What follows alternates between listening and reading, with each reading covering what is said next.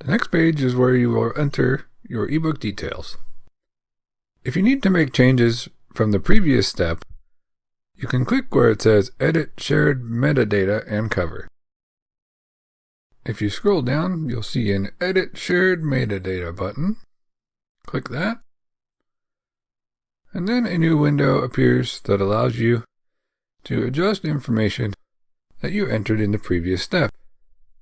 When you're finished making changes, scroll down to the bottom and click Submit.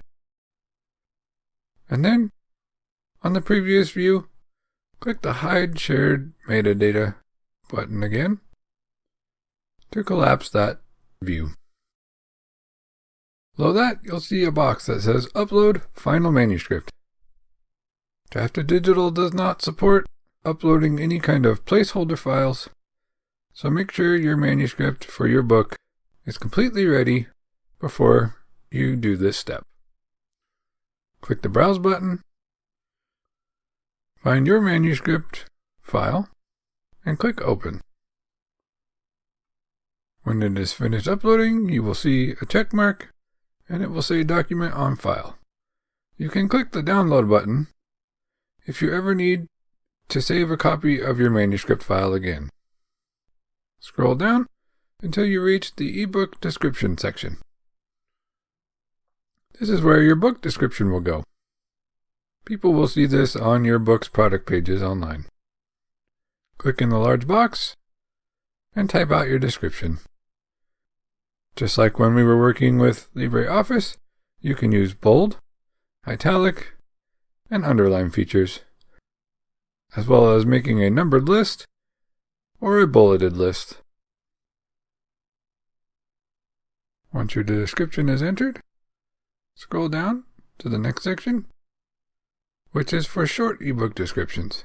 This section is optional, however, so you do not necessarily need to fill it out.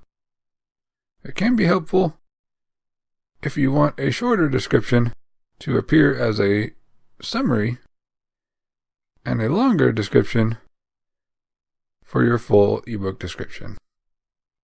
Below that section is just a box asking if it is part of a collection, such as an omnibus or a book bundle. If it is, you will want to check the box. Draft2Digital also offers a feature to allow you to split payments between multiple collaborators, such as books that are written by more than one author. And you can also add any contributors to your book that are not the authors for the purposes of attribution, recognition, and so on. Below these options, you will see a section about ISBNs. Unless you already have an ISBN for your book, you will want to check the Give Me a Free Draft2Digital ISBN option.